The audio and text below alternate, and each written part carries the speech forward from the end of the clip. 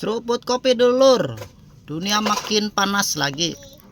Baru saja Presiden Rusia mengumumkan bahwa rudal jelajah bertenaga nuklir bernama Burevestnik telah berhasil diuji. Rudal ini bukan kaleng-kaleng karena klaimnya punya jangkauan tak terbatas.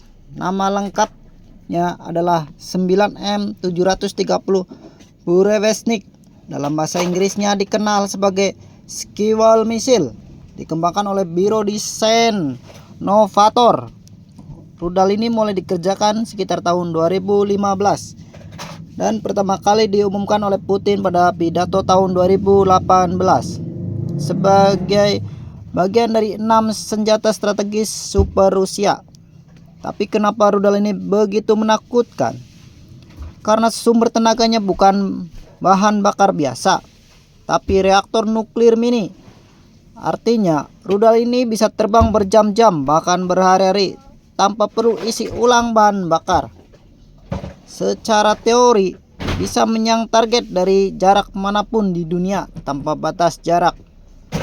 Dalam laporan terbaru, Burevestnik dikatakan berhasil terbang selama 15 jam dan menempuh jarak sekitar 13.000 km sebelum jatuh. Artinya, rudal ini sudah melampaui batas kemampuan rudal konvensional. Sumber dari Moskow menyebut uji coba ini dilakukan di wilayah Novaya Semila, area militer tertutup di Kutub Utara yang sering digunakan Rusia untuk uji senjata berteknologi tinggi. Dan ini bukan uji coba pertama, bro. Rusia sudah mencoba sejak 2019, tapi baru sekarang dikabarkan stabil dan terkendali. Burevestnik membawa reaktor nuklir miniatur di dalam badannya. Reaktor ini memanaskan udara atau bahan pendorong cair untuk menciptakan dorongan jet. Efisiensi luar biasa tinggi. Bukan cuma itu, rudal ini juga bisa terbang rendah, meliuk-liuk mengikuti kontur bumi untuk menghindari radar musuh. Kalau dibandingkan rudal jelajah seperti Tomahawk punya jangkauan 2.500 km, tapi Burevestnik bisa lebih dari 10.000 km. Artinya, Rusia bisa meluncurkan dari wilayah manapun dan tetap menghantam target di Amerika, Eropa, atau Asia. Pertanyaannya, Putin tentang keberhasilan uji coba ini jelas bukan sekedar pamer teknologi. Ini pesan keras Barat, terutama NATO dan Amerika Serikat, bahwa Rusia masih punya senjata strategis yang bisa menembus sistem pertahanan tercanggih sekalipun. Kita tahu Amerika punya sistem Aegis, THAAD, dan GBI. Tapi kalau rudal ini bisa terbang rendah selama berjam-jam, semua sistem itu bisa jadi tak berguna.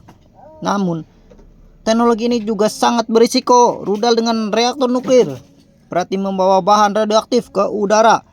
Kalau gagal lepas landas atau jatuh di tempat yang salah, bisa menyebabkan pencemaran radiasi besar-besaran. Bahkan, pada tahun 2019, ada laporan ledakan saat uji coba Burevestnik yang menewaskan beberapa ilmuwan Rusia dan meninggalkan jejak radiasi di sekitar lokasi. Rusia tak membantah sepenuhnya, tapi menegaskan proyek ini berhasil dan aman. Reaksi dunia pun beragam. Negara-negara Barat menilai Burevestnik melanggar semangat perjanjian non-proliferasi nuklir. Namun Rusia membantah dengan alasan bahwa rudal ini bukan senjata nuklir penghancur, melainkan rudal konvensional dengan mesin nuklir. Tapi tetap saja, kemampuan semacam ini menimbulkan ketegangan baru di era pasca Perang Dingin. Apalagi kebersamaan dengan penguatan rudal hipersonik Kinzhal, Avangard, dan torpedo nuklir Poseidon. Gabungan semuanya membuat Rusia kini punya sistem deteren paling mematikan di dunia. Kalau Rusia benar-benar berhasil mengoperasikan rudal ini secara massal, peta pertahanan global bakal berubah total. Negara-negara besar akan berlomba menciptakan rudal jarak super jauh, dan sistem pertahanan udara di seluruh dunia harus beradaptasi. Bagi Indonesia, perkembangan ini penting dipantau karena masa depan pertahanan bukan lagi soal jumlah rudal, tapi siapa yang mendeteksi dan menahan rudal nuklir bertenaga tak terbatas seperti ini. Seruput kopi terakhir, bro. dunia makin bergejolak. Rusia dengan Brezhniknya, Amerika dengan sistem pertahanan antariksa, dan Tiongkok dengan rudal hipersoniknya. Perlombaan senjata kini kembali seperti era 1960-an, tapi kali ini jauh lebih mematikan. Pertanyaan sekarang, siapa yang akan lebih dulu punya senjata akhir yang benar-benar bisa mengubah sejarah dunia? Jangan lupa subscribe dan like dan komen. Apa pendapat kalian tentang dunia militer sekarang dan apa yang harus dilakukan Indonesia ke depan? Terima kasih.